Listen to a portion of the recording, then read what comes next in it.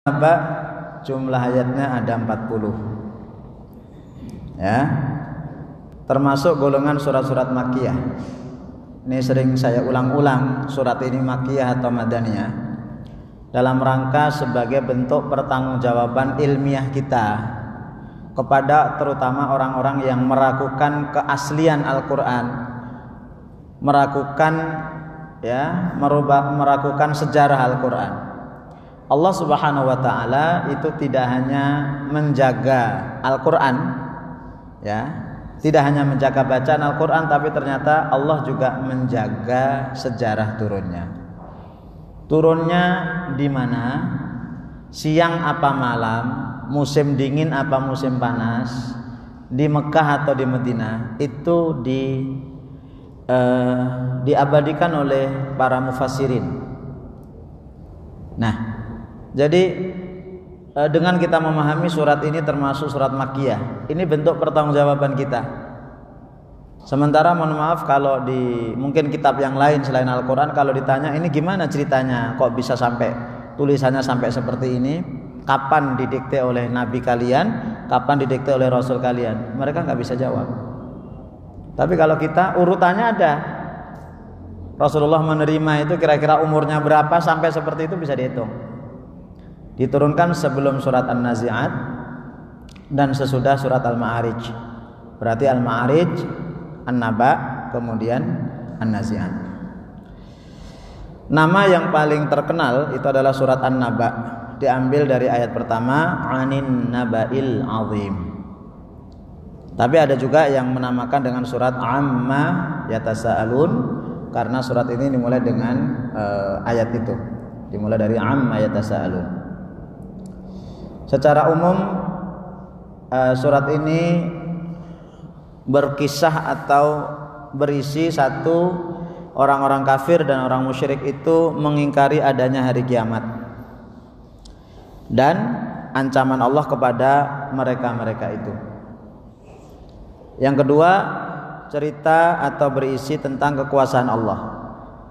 Ini menunjukkan kalau ada orang yang kafir dan tidak percaya, itu jangan langsung divonis kafir dulu, tapi dijelaskan lebih terdahulu. Allah itu ketika melihat orang kafir gak percaya kepada hari berbangkit, Allah jelaskan itu dengan berulang-ulang, termasuk di dalam surat An-Naba, harapannya nanti mereka percaya. Maka ayat berikutnya berisi kekuasaan Allah yang terlihat di alam, yang bisa dilihat oleh siapapun, yang itu sebagai bukti kalau hari kiamat itu ada. Kemudian peristiwa-peristiwa hari kiamat, kemudian azab yang diterima oleh orang yang mendustakan hari kiamat, dan nikmat yang diterima oleh yang percaya. Kemudian surat ini ditutup dengan penyesalan orang kafir di hari kiamat. Ini kira-kira secara umum isinya itu ya. Maka surat An-Naba itu termasuk surat yang disenangi untuk dihafal. Beda dengan surat Al-Mutaffifin. Ya, Al-Mutaffifin itu termasuk surat yang susah. Bahkan kalau saya ngimami membaca surat Al-Mutaffifin itu kayak nggak selesai-selesai. Lama sekali, padahal panjangnya panjangan surat An-Naba.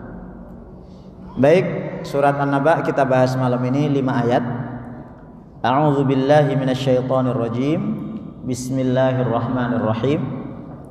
Amma yatasaalun 'anin naba'il 'azim alladzi hum fihi mukhtalifun kalla saya'lamun thumma kalla saya'lamun. Ayat pertama, amma yatasaalun. Amma itu dari dua kata, an dan ma. Tentang apa? An, tentang. Ma, apa? Yatasaalun, mereka saling bertanya. Tentang apa mereka saling bertanya? Ya, amma diambil dari kata-kata an, kemudian digabung dengan ma dan alifnya hilang. Amma aslinya an ma, karena dibentuknya pertanyaan, alifnya hilang. Fungsinya itu 2. Jadi alif dibuang itu fungsinya 2. Kayak bismillahirrahmanirrahim, alifnya hilang, antara ba dengan sin itu ada alif atau hamzah wasol, itu hilang, itu ada fungsinya. Di sini alifnya dibuang, ada fungsi dua. Yang pertama untuk meringkas, yang kedua sebagai isyarat. Alifnya dibuang artinya pertanyaan tentang kiamat juga harus dibuang. Jangan banyak tanya tentang kiamat, karena orang banyak bertanya tentang kiamat, nanti ujung-ujungnya tidak beramal. Yatasa'alun itu dari kata-kata sa'ala. Sa'ala itu artinya bertanya. Tasa'ala itu berarti saling bertanya. Ada yang bertanya, ada yang menjawab, ada yang menjawab, ada yang bertanya. Menjadi bahan diskusi, bahan dialog. Yatasa'alun menggunakan kata kerja sekarang dan akan datang. Yatasa'alun itu meliputi continuous tense dan future tense, dari sekarang dan yang akan datang digabung kalau dalam bahasa Arab, menunjukkan bahwasanya pertanyaan demi pertanyaan tentang hari kiamat itu sudah ada sejak dulu di zaman Rasulullah SAW atau sebelum Rasul, dan akan selalu berulang sampai datangnya kiamat, termasuk juga sekarang. Jadi salah satu pembicaraan yang tidak akan habis itu adalah tentang pembicaraan hari kiamat, dimanapun. Sehingga pembicaraan tentang hari kiamat itu akan selalu menjadi pembicaraan sepanjang masa. Apa yang dibicarakan? Tentang An-Naba'il Azim. An-Naba, berita, Al-Azim, yang besar. Tentang berita yang besar. An-Naba itu berita yang besar, beda dengan Al-Khobar. Kalau Al-Khobar itu berita yang biasa dan kecil-kecil. Maka ada banyak ayat, di ujung ayat itu Allah berfirman, wallahu bima ta'maluna khabir. Kadang-kadang wallahu khabirum bima ta'malun, kadang-kadang innallaha bima ta'maluna khabir, kadang-kadang innallaha khabirum bima ta'malun. Khabir artinya Allah mengetahui yang kecil-kecil. Khobar itu berita-berita biasa. Tapi kalau naba itu berita besar, sehingga belum dikatakan naba berita itu kalau belum besar, namanya naba. Al-Azim sudah naba, berita besar, ditambah Al-Azim, besar lagi. Berita yang sudah besar itu disifati dengan agung, besar. Kenapa? Karena berita itu membuat orang terheran-heran, bikin kaget, membuat pola pikir manusia saat itu terutama tercengang dan mereka bingung. Apa yang dimaksud dengan berita itu dan siapa yang mereka itu saling bertanya? Tadi dikatakan amma yatasa'alun, tentang apa mereka saling bertanya. Di situ tidak disebutkan dhamir kata ganti hum itu kembali kemana. Tapi ketika kita tahu sebab nuzulnya, ini akan ditujukan kepada orang-orang kafir Mekah saat itu, yang mana mereka itu di mana-mana kumpul. Yang dijadikan bahan pembicaraan itu adalah berita yang diterima oleh mereka dari Rasulullah SAW. Jadi secara khusus ini adalah orang-orang kafir Mekah, ya, kafir Mekah. Nanti ketika Rasulullah SAW pindah ke kota Madinah, tema tentang kiamat itu sudah tidak banyak lagi, walaupun ada, tapi tidak banyak. Ya, ini menunjukkan juga selama di Mekah itu Rasulullah SAW menanamkan akidah, terutama akidah kepada Allah dan akidah kepada hari akhir. Apa itu berita besar? Ulama berbeda pendapat, dan perbedaan ini adalah namanya perbedaan tanawu', perbedaan variatif yang semuanya benar. Tapi dari ketiga itu ada yang mengatakan berita besar itu adalah hari kiamat. Ada yang kedua, berita besar itu adalah Al-Quran. Yang ketiga nggak muncul di sini, adalah diangkatnya Rasulullah sebagai seorang Rasul. Itu berita yang besar.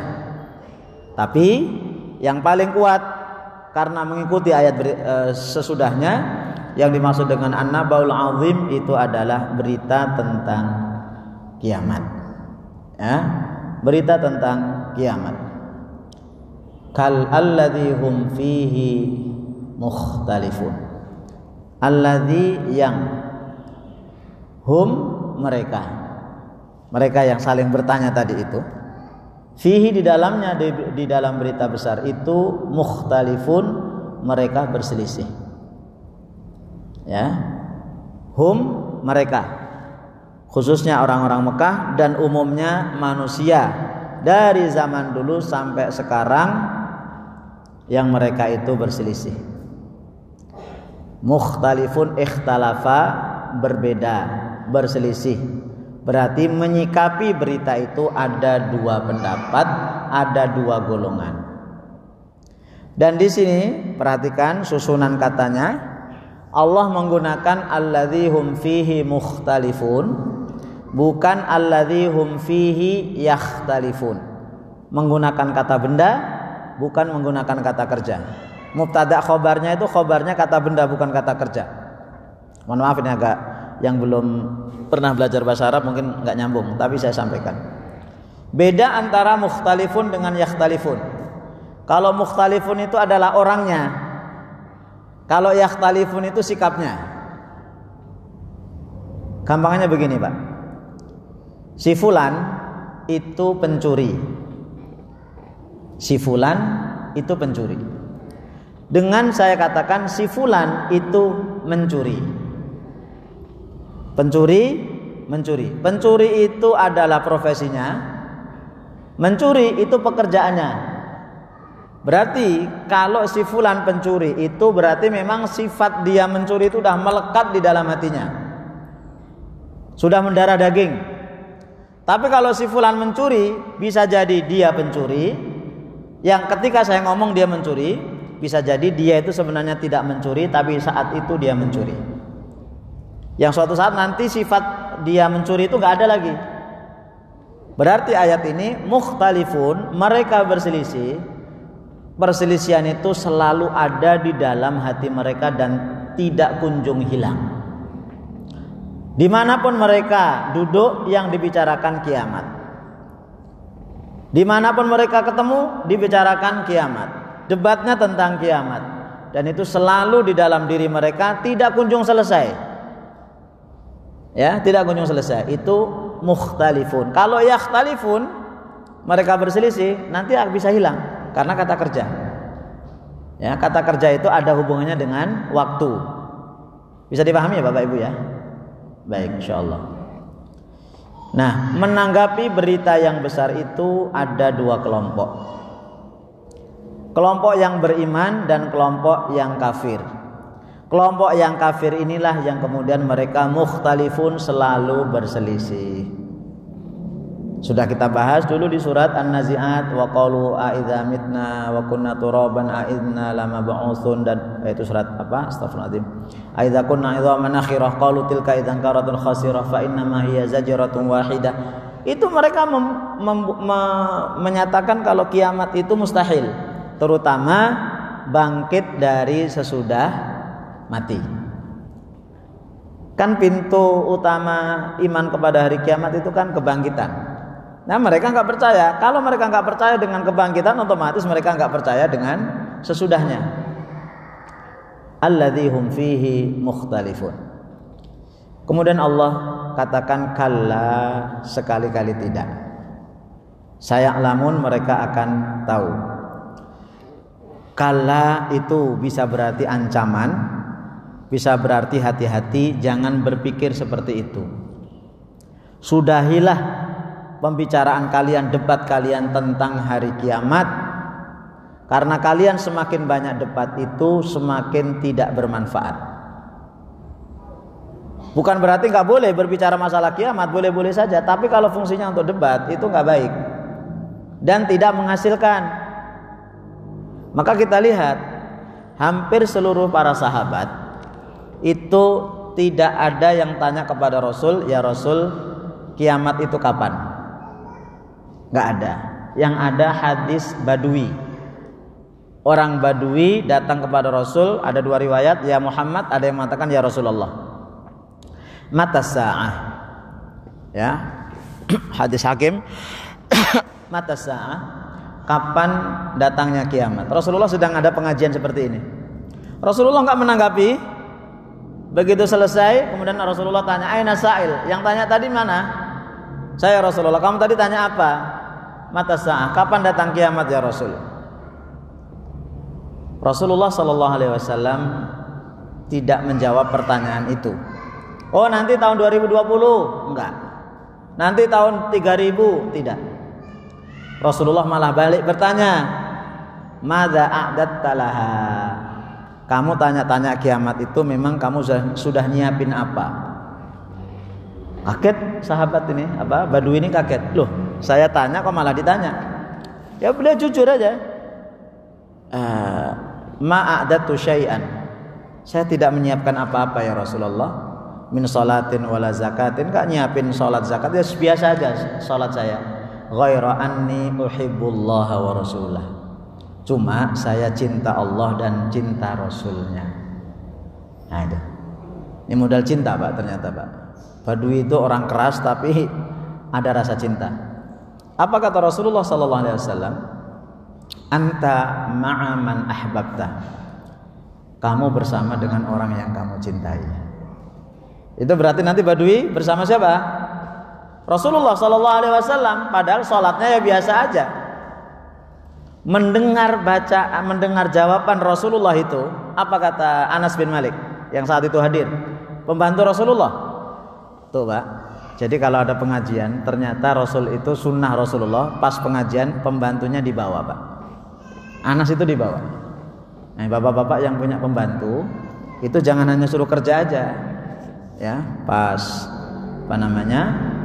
pas pengajian seperti ini dibawa pembantunya. Ayo kita ikut ngaji. Oh dulu Pak, dulu itu bukan hanya pembantu Pak yang ahli itu Pak, budak itu ahli Pak.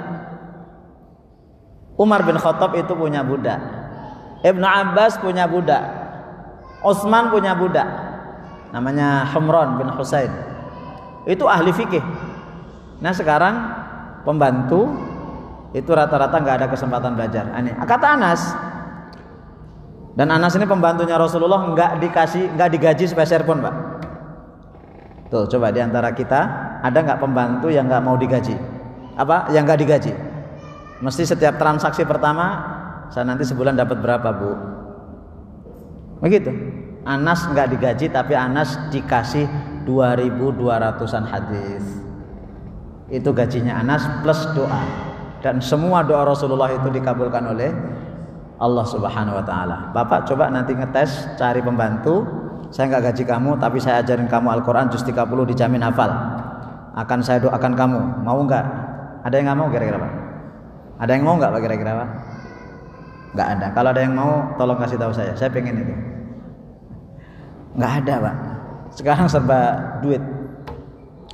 Kata Anas bin Malik, demi Allah, tidak ada yang membahagiakan hari ini bagi saya melebihi kata-kata Rasulullah.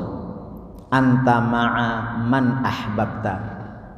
Kamu bersama dengan orang yang kamu cintai. Demi Allah kata Anas, saya mencintai Rasul, saya mencintai Abu Bakar, saya mencintai Umar, walaupun amalan saya tidak seperti amalan mereka. Tuh, dengan modal cinta itu kita bisa dikumpulkan bersama orang-orang yang kita cintai. Maka Bapak Ibu silahkan lihat di hati masing-masing siapa yang kita cintai. Ciri cinta itu gampang kok. Satu, siapa yang sering disebut dalam lisan kita. Yang kedua, siapa yang sering kita ikuti. Itu yang namanya kita cintai. Udah gampang aja mencintai siapa itu ya. Satu, yang diingat itu siapa. Terus yang diikuti itu siapa.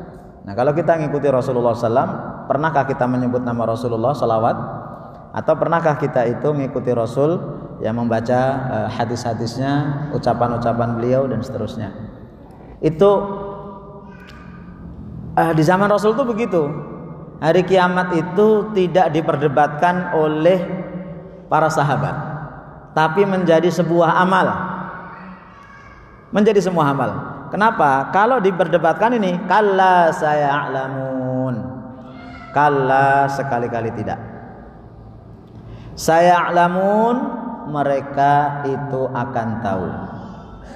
Mereka pasti akan tahu kebenaran berita kiamat itu. Dan mereka juga akan tahu apa dampak ketika mengingkari kiamat. Cuma belum sekarang. Maka diulang oleh Allah Subhanahu wa taala, "Tsumma kalla saya'lam."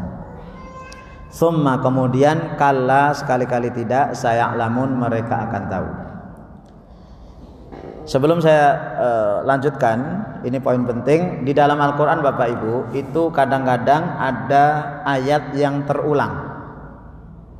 Ya, kadang-kadang ada ayat yang terulang persis.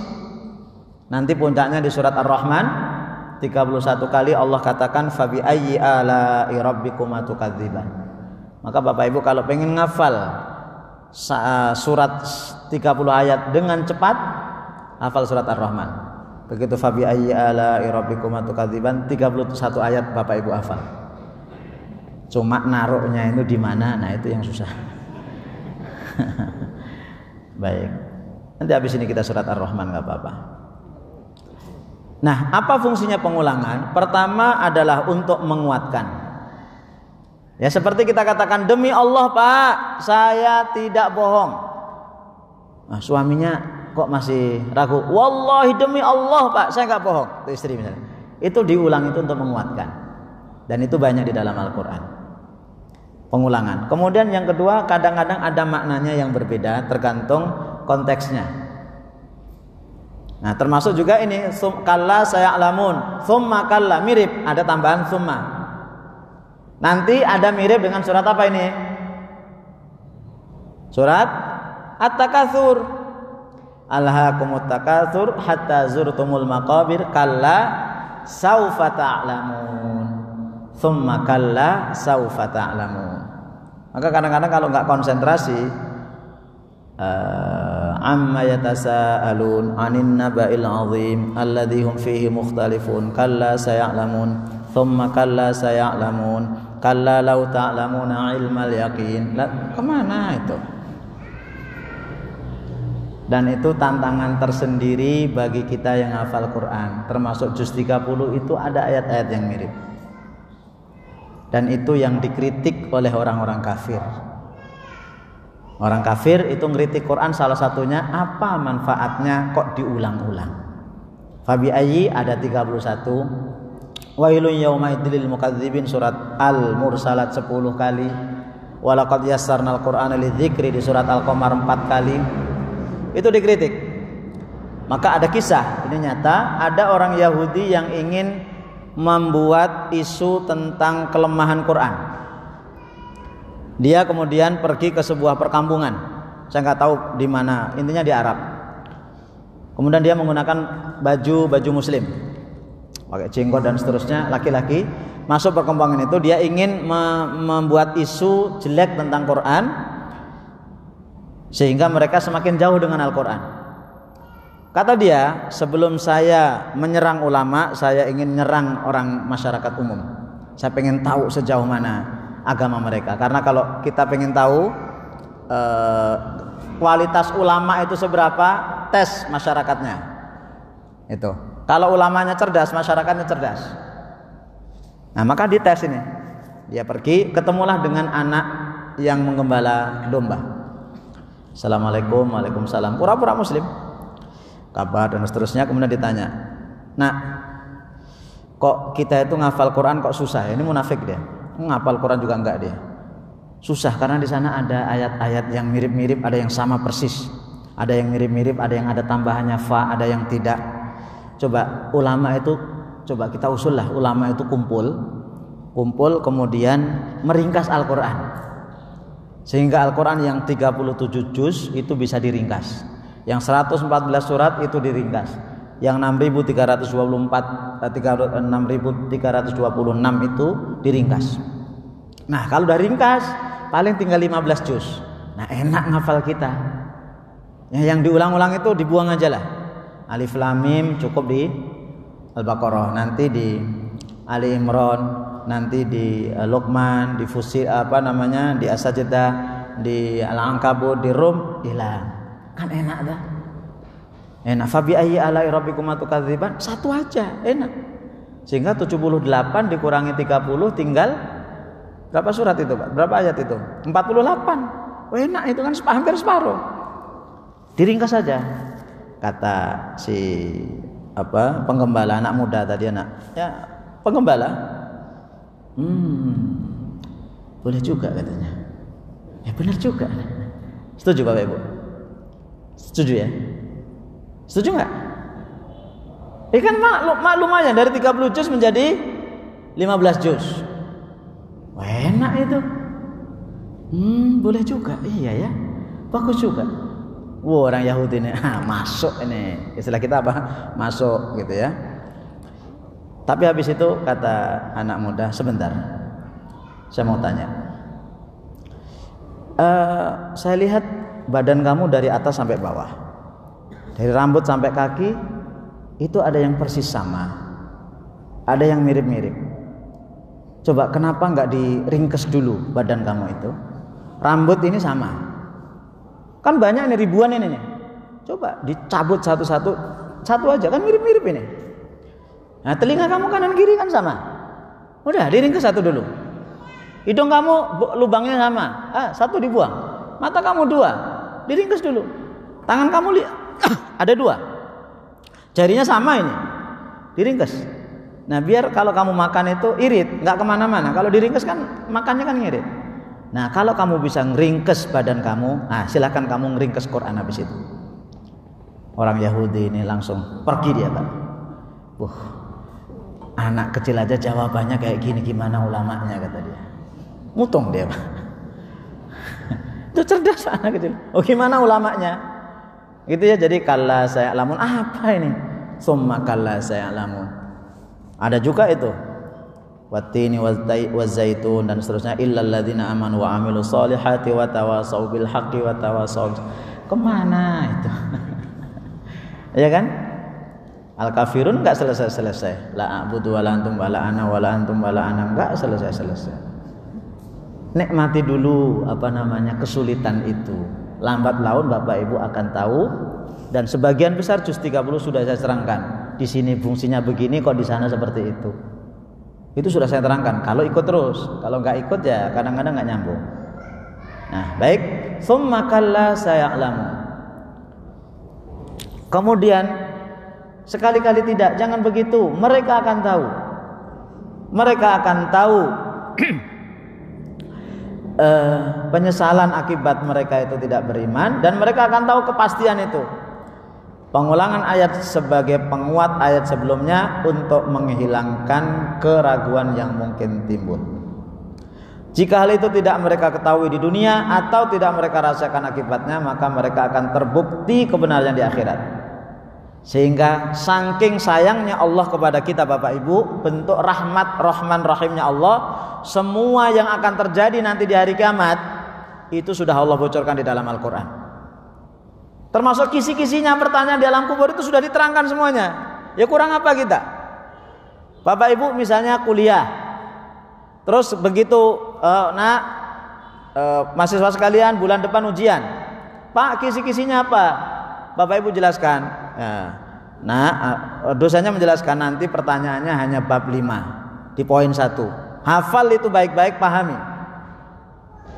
Pasti kita hanya tertuju pada itu kan? Iya, karena memang dosanya nggak pernah bohong.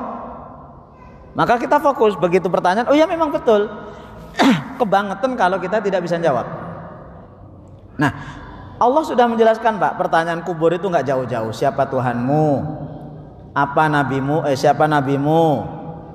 Ya, kemudian kamu tahu dari mana? Baca Quran. Itu aja nggak jauh-jauh. Azabnya nanti ada 14 azab yang Allah berikan kepada orang-orang di alam kubur. Itu berarti tugas kita adalah menghindari maksiat-maksiat itu. Nah, itu persis, Pak. Jadi sudah dibocorkan. Ya. Maka rata-rata mahasiswa kami di Darul Fatah itu kalau mau ujian itu tanya, Ustadz, kisi-kisinya apa? Nah, kalau saya ditanya itu jawaban saya selalu standar.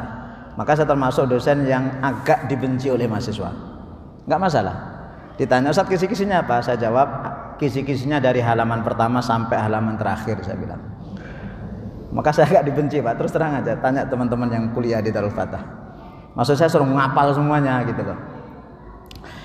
Nah, Bapak Ibu yang dirahmati oleh Allah Subhanahu wa taala, di antaranya disebutkan di dalam Al-Qur'an itu beberapa bentuk penyesalan orang-orang di akhirat. Terutama orang-orang kafir, mereka nyesel sesesal-sesalnya dan permintaan mereka itu cuma satu. Ya Allah, kami sudah percaya betul ternyata kiamat itu ada, neraka itu ada, surga itu ada, tolong kembalikan kami ke dunia ya Allah. Permintaannya cuma satu, dikembalikan ke dunia, na'mal sholihan ghairal ladzi kunna na'mal. Kami akan beramal soleh yang dulu kami itu tidak mau beramal soleh. Nah, jawaban Allah ya gampang, istilahnya apa? Kasep, terlambat sudah. Dunia ini hanya sekali. Alam kubur itu hanya sekali, nanti terminal akhirnya adalah surga atau neraka. Maka Bapak Ibu yang dirahmati oleh Allah, mengamalkan surat An-Naba ayat 1 sampai 5 itu adalah satu, jangan banyak bertanya tentang kiamat, yakini, dan itu gampang meyakini hari kiamat itu. Kemudian kalau ada yang kurang jelas tentang kiamat atau masih ragu-ragu, dicatat. Saat saya masih ragu-ragu, saat belum jelas, catat. Kalau bisa nyari jawabannya di buku dicari, kalau enggak ditaruh di meja sini, siapapun ustadznya, saya atau yang ahad pagi, silahkan biar ustadz-ustadznya itu menyampaikan. Biar hilang itu Pak, biar hilang. Karena apa? Kata Umar bin Khattab, kalau bukan percaya, kalau bukan karena iman kepada hari akhir, kami enggak akan menjadi sahabat Rasulullah seperti ini. Jadi yang membuat para sahabat itu hebat, itu salah satunya adalah karena mereka beriman kepada hari akhir dan hampir tidak ada mereka itu berdebat. Maka Bapak Ibu kalau ada, mohon maaf, tema-tema tentang hari kiamat itu atau ustadz-ustadz yang menyampaikan, nggak perlu diladeni kalau pertanyaan itu seputar kapan, prediksi hari kiamat, udah. Kita udah belajar yas'alunaka 'anis sa'ati ayyana mursaha fima anta min dzikraha. Itu ilmu Allah yang tahu. Rasulullah aja nggak tahu.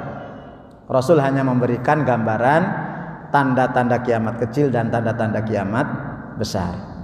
Baik, masih ada waktu. Nah, cocok ya. Dah, masih 20 menit. Silakan kalau ada yang mau tanya. Singkat padat, Pak. Lebih duluan mempelajari tajwidnya apa menghafal Al-Quran? Lebih duluan belajar tajwidnya atau Al-Quran? Ya. Kalau ingin menghafal Quran itu ada urutannya, Pak. Satu, kalau beriman sudah, mencintai sudah, belajar makhraj dan sifatnya dulu, itu standarnya. Teorinya harus tahu, Pak. Ya, teorinya harus tahu, belajar makhraj sama sifat. Baru kemudian kalau sudah dinyatakan baik, mulai nanti belajar tajwid sambil membaca. Kalau sudah baik dan ada kesalahan walaupun sedikit, nggak mungkin kita akan sempurna total. Apalagi mohon maaf sudah tua, ya. Itu baru kemudian habis itu baru ngafal. Jangan ngafal dulu baru belajar. Kenapa? Kalau sudah ngafal itu susah dikoreksi, Pak. Pernah mungkin saya cerita. Saya punya mahasiswa itu suatu saat ngimami sholat maghrib, saya ingat saya termasuk yang makmum. Kemudian dia membaca surat At-Tin, ya. Kemudian dia membaca faman yukadzibuka ba'du biddin. Mungkin kalau dia sedang menyimak saya, mungkin dia tahu. Ada mahasiswa saya. Dibaca faman yukadzibuka ba'du biddin. Saya kemudian telinga kan enggak enak itu. Salah kan? Habis itu saya karena ada acara, saya pergi dulu. Sekitar 2 bulan 3 bulan berikutnya dia jadi imam lagi. Itu lagi dibaca, Pak. Kebetulan habis itu saya enggak ada acara. Faman yukadzibuka ba'du biddin. Wah, udah ini kesempatan nongkrongin, saya tunggu. Dia pergi ke belakang ke asrama, saya susul dia. Akhi, ya Ustaz, antum tadi baca surat At-Tin, betul. Coba diulang lagi dari awal sampai akhir. Coba yang itu diulang. Faman yukadzibuka ba'du biddin. Ulang lagi. Faman yukadzibuka ba'du biddin. Nah, ini Quran ini. Coba antum baca, jangan dihafal saya bilang. Faman ulangi lagi. Baca satu huruf. Loh, fama yukadzibuka ba'du biddin. Antum ngapalnya sejak kapan? Sejak aliyah, Ustaz. Jadi jangan ngafal sebelum bacaan kita itu ya baiklah. Tapi jangan, Ustaz saya nggak akan ngapal, bacaan saya nggak baik-baik. Ya belajar. Jangan alasan disalahin terus. Alhamdulillah kalau disalahin. Ya berarti mau belajar gitu ya. Itu Pak. Insyaallah akan kita lanjutkan di lain waktu. Subhanakallahumma hamdika asyhadu an la ilaha illa anta astaghfiruka wa atubu ilaik. Assalamualaikum warahmatullahi wabarakatuh.